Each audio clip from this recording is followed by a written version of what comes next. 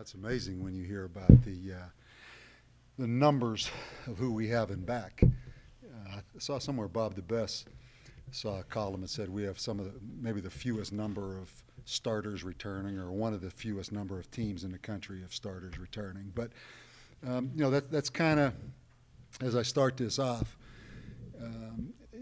people always ask, are you excited about starting spring practice, or are you glad to get back to work? That really isn't, with anyone in the country, particularly us. I think spring football is just a continuation of what you've been doing.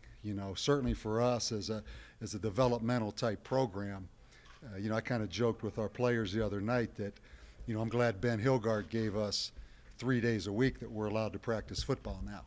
But really within that, there's some reality. We started on January 14th with our off-season program. And just like every coach in the country, you're excited about your off-season and how it's gone. But I think that mindset for us is really important to continue that. In fact, that, the development, the strength improvement, doing things right off the field, a consistent way of doing things continues. And the only difference now from 2 weeks ago or 3 weeks ago or 4 weeks ago is that we implement 3 days of practice a week, Tuesday, Thursday, and Saturday. But, Monday, Wednesday, and Friday for us will continue off-season weightlifting program.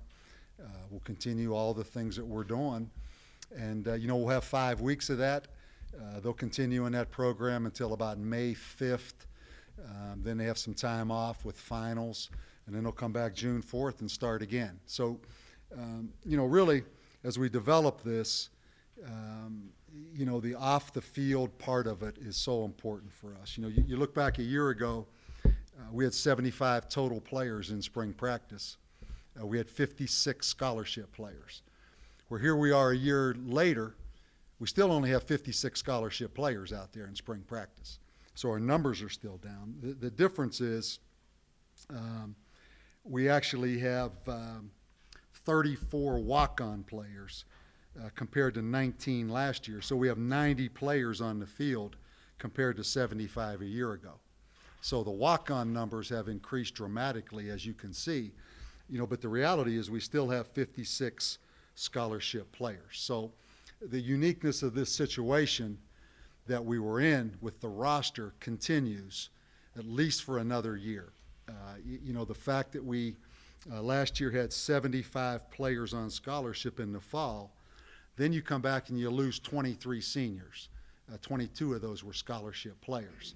You move forward to next fall, hopefully we'll have 78 scholarship players. But the good news is next year we could end up only with 13 senior players that were on scholarship when they came in here. So you spin it forward to the fall of 2014, we can be at our 485 on scholarship. And we all know at the end of the day, none of that stuff really matters, because what matters is on that scoreboard. But I think it's important as we build through this program and we develop it, that back to my point of just the off-season program continuing, bringing walk-ons into the program, building our numbers, that's where we are.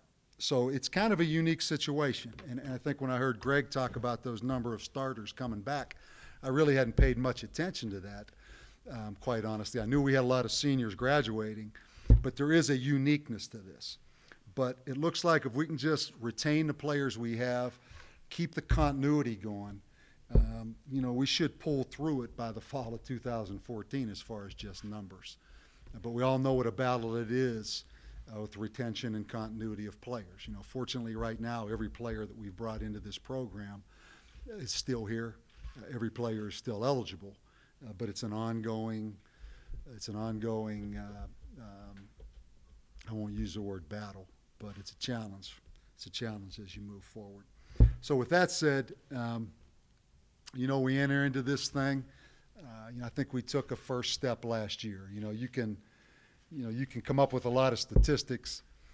You can tweak a lot of things, and all of a sudden you can make a team that won 4 games look like it won 10 games. And certainly we've done that a little bit, by looking at all the statistics of scoring margin, rushing offense, turnovers, net punting, kickoff return. We did have some significant increases, things that we're really proud of. We passed a lot of teams in this country. But not trying to spin the statistics. We are what our record says we were. We were a 4-win team that lost our last 6 games. And, going into spring, a couple goals that just jump out right away to me. And I think number one is just continue to develop a style of play. Just what are we? Not be so obsessed with what everybody else is, but just be obsessed with what we are. Just our style of play.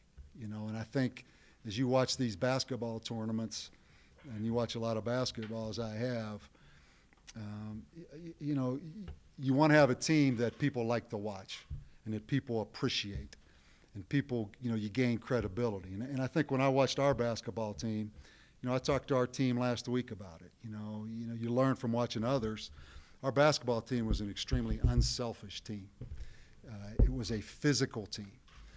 It was a team that won 29 games. I think shot something like 43% or something from the field and won 29 games.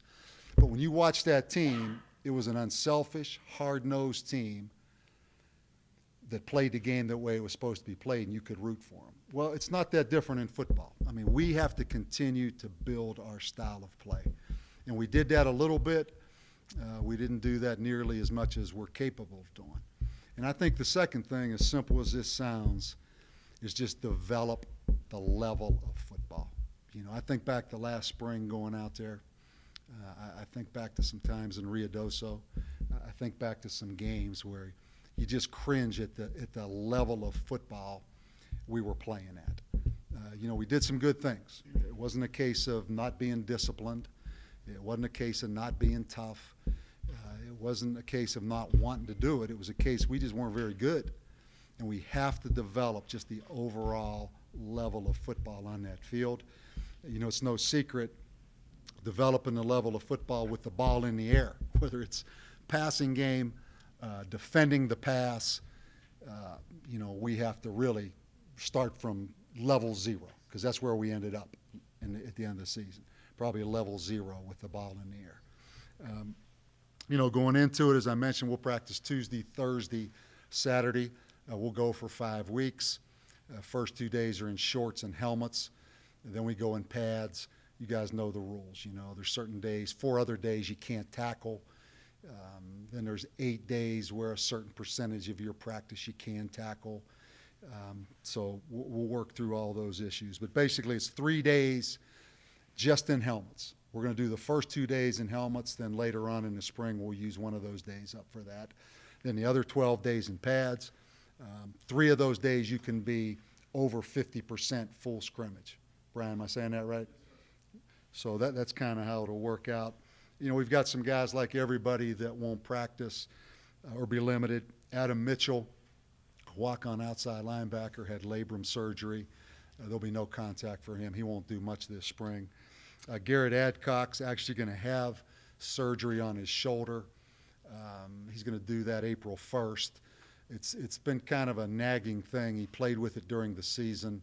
He could probably go through spring and make it through, but we decided just to get that thing done now. So he'll miss the spring. Both those guys we expect back in the fall. Rashad Rainey had labrum surgery right after the Colorado State game. He's going to be out there, but we're not going to go full contact with Rashad Rainey. Jamal Merritt had the knee surgery right after the Texas State game. He's really doing well, but he won't do any contact, obviously, in the spring. Try to get him back in August. And then Chris Smalls, a walk-on defensive lineman, had knee surgery as well. So Adam Mitchell, shoulder, Garrett Adcock, shoulder, Rashad Rainey, shoulder, Jamal Merritt, knee, and then Chris Smalls with the knee as well. So anxious to get going. This is the best time of the year. It really is. I mean, you really look forward to spring practice because it's all about developing your team. It's not one moment spent on worrying about some other team or some other team scheme.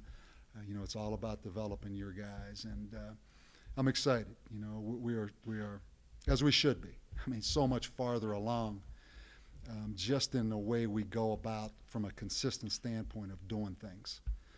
It really has been been pretty good. You know, our kids in the off season. You know, remember this time last year, I think we had spring practice at 7 o'clock or 8 o'clock at night. It was crazy. It was crazy. We had guys with class schedules everywhere and different things, and guys falling off the cliff eligibility-wise and all those things. You know, it's just much easier to narrow the focus, much easier to concentrate on the things we need to get better at. And we kind of have an idea, obviously, as you do, of the things we need to get better at. So it's an exciting time. I look forward to getting out there, and you know, I know we can get better, because you look back, man, we weren't very good. So any questions, I'll be glad to answer them. Bob, within the limitations on contact imposed by the NCAA, within those, do you feel like you have the numbers to let it rip and do everything?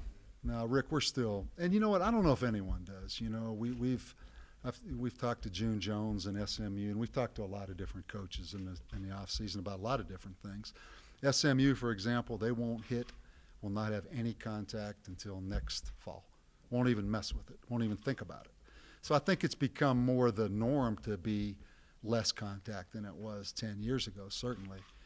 So, you know, we won't be able to go out there and just cut it loose and scrimmage, but I don't know that many teams can do that, quite honestly. But we're still impacted a little bit, because when you look at 56 scholarship players, you know, that sounds like a lot, but when you put kickers in there and all those kind of things, you know, you run out of numbers pretty quickly.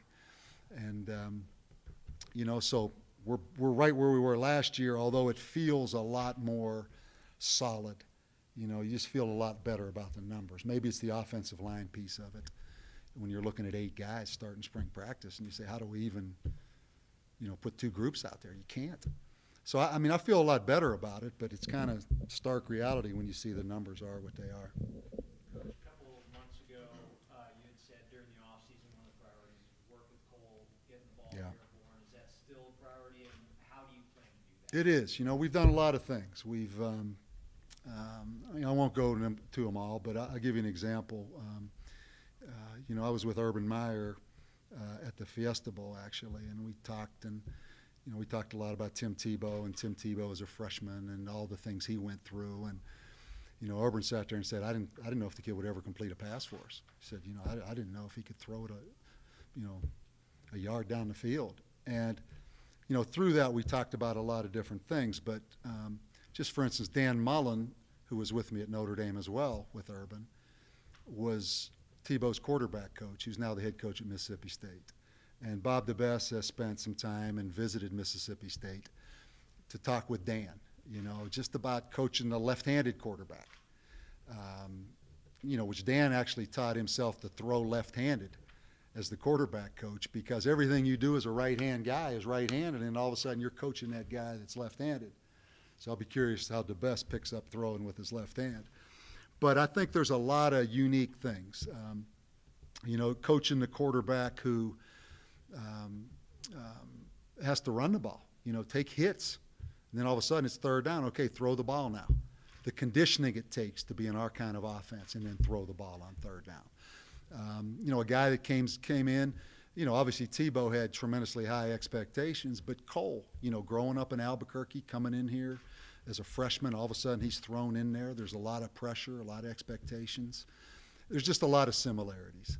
So, you know, we spent a lot of time talking to people that have coached guys that have been in similar schemes and similar type guys.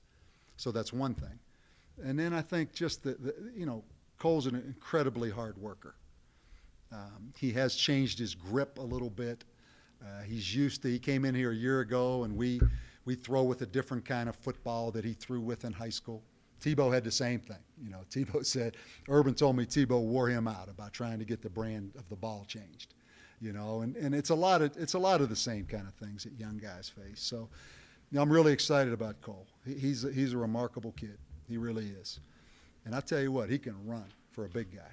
You know, our testing in the offseason confirmed again that he can really run. So I'm anxious to watch him. I mean, somebody's going to have to beat him out. We do have some competition there. You know, Clayton Mitchum, pretty good. He can throw it, just from what our guys say. And, you know, I think Quentin McCown is probably one of the most improved guys in the offseason, where he's a bigger, stronger guy. His vertical jump was way up there on our team. You know, his 5-10-5 shuttle, which shocks you, is up there with our team. So he's made some strides. And then we have the 2 freshmen coming in. But, yeah, I mean, Cole, I'm anxious to watch him. You know, I feel a little bit better overall about our quarterback situation. You know, this time a year ago, it was really frightening. Coach, could you talk about the running backs and Crusoe Conley? You have him for a full time. Yeah. I know he'll push Casey and all the depth you guys. Yeah, a couple things. You know, you bring up a point. We moved Chase Clayton to wide receiver. We moved Saquon Edwards to corner. We moved Trawan Briggs to linebacker. And Trawan Briggs and Saquon Edwards are 2 guys we're excited about. You know, Trawan has 2 years after transferring from Cal. Saquon still has 2 years. Even though he was a junior college player, he came in, he had 3 years. So we took 2 quality guys and moved them to defense. You know, the running back situation, obviously Casey's back. Jarrell Presley's back. DeMarcus Rogers is back. Crusoe Gongbe, you go back and watch the tape, he's physical, really physical. I'm really excited to watch him. You know, here's a guy that got in here in September and really did some things. You know, with his hands on the ball, he's tough to bring down. And certainly he's going to be in the mix. He's certainly going to be in the mix. He's a physical football player that really allowed us to move Chase Clayton out there to wide receiver. And we'll see how that goes. You know, nothing's etched in stone in spring. That's what's good about spring. You can move guys around a little bit. But we'll also move David Anaya to safety. So you look at it right now, we have, you know, 2 running backs that played in games for us. Chase Clayton goes to wide receiver. David Anaya goes to safety. And just watching Anaya, you know, special teams, what he did on offense for us last year when he had a chance, you know, he deserves a shot to get on that field. It's going to be hard for him to be a starting running back right now for us. And he's excited about the switch to safety. Comment a little bit more on Mitchum and what you expect out of him, what you're hearing you've seen out of him? Yeah, and, you know, first of all, we evaluated the quarterback thing as hard as you could evaluate it, you know, because we're in a unique situation with the style of our offense. The thing we liked about Clayton Mitchum on junior college tape was he was tough. And the thing, it sounds funny, but, I mean, he bounced up off the ground. He's a guy that could take a hit, jump up. We watched him play the championship game. He got the heck knocked out of him. They played a team out of the Midwest that pounded him. He got up every down, got up off the ground and kept fighting. He's a humble guy. He doesn't have to throw the ball 25 times to be happy, even though he's probably a little bit more of a thrower right now than he is a runner, but he's plenty athletic. Came in here, he's about 173 pounds. You know, hadn't really trained a lot. And now he's up over 180 pounds, and he did some really good things in our testing. But the biggest thing, you know, at that position, particularly, that room has to be right. You know, we've got Cole, who, you know, is the starter right now. The guy we bring in and the guys we brought in, they have to know they're going to compete, but they also, the chemistry in the room has to be really important, particularly when you take a junior college quarterback. You know, I didn't want to bring a guy in here that was just selfish, that said, listen, I'm either going to be the guy or I'm leaving or I've got to throw the ball this many times or I don't want to come. He was great from the beginning. So it was more the intangible piece of it that we really liked about him. He's a neat kid. Could it be another two-headed monster like Holbrook and Young? You know what? He hadn't even taken a snap yet, you know, so we'll hold judgment. But who knows? Who knows, you know? And we've got a couple exciting freshmen coming in, too, that we were pretty fortunate. You know, one young man had committed to the University of Arkansas, and we were able to kind of get him on the rebound after the coaching change. And the other kid we fell in love with in our camp and then watched him play in person when we played at the University of Texas. So we've really tried to, as we've done all positions, really tried to evaluate. But who knows, man, I don't know. Coach, when you talk about developing your level of football, can you explain that a little bit? Yeah, I think, you know, last year, when you think about the big picture of it, coming in here and saying, okay, we're going to run option. We're going to be kind of a triple option team. That was so foreign to everybody. trying to get all the guys there at practice with the class schedules the way it was. Just the way we went about doing things, I think, was so dramatically different that it was almost about changing the culture. Here's how we do things. No, we won't accept it this way. It was all about that, more than just, okay, it's X and O's. It's here's cover 4, how do we attack cover 4? Here's how they're going to defend this play in our triple option. I mean, the level of football day to day, X and O wise, took a back seat to just trying to change the culture and build an identity. Because I didn't want to come in here and start talking about all these X and O's and doing all this X and O stuff and look around and guys can't even act the way you want them to act or conduct themselves the way you want them to conduct themselves. You're getting ahead of yourself. So that's why I said a lot of times it's too early to worry about the results, or it's too early to worry about the scoreboard, because I knew we were so elementary from just a football X and O standpoint. That was my biggest concern. I knew we were going to play hard. I knew we had the discipline part of it, and I knew all that kind of stuff. Just we weren't very good at football, which sounds crazy, but I think as you move along, if you try to get too good at football and all you're talking about is X and O's, and you don't worry about guys going to class, and you don't worry about guys doing this and doing that, you're putting a cart ahead of the horse. So for me, it was about, again, not being afraid to lose a game, just building it and trying to do it the right way where I see we can get a foundation. And we're still trying to build that foundation, but I think the X and O piece of it is just so much more easy to address now. And that's where we are. And it's kind of frightening, honestly, when you look back at just, I remember down in Ruidoso some things. I mean, some of you guys were down there and watched us practice, right? I said, my God, I mean, are we going to beat Southern now? Is there any way we can beat Southern? Where all of a sudden, I know just from guys know what's expected and a chance to go work on the things to raise the level of football. I think we can get better. So. Secondary was a concern last year. Yeah. You brought in and transferred David Guthrie. What can you tell us about him?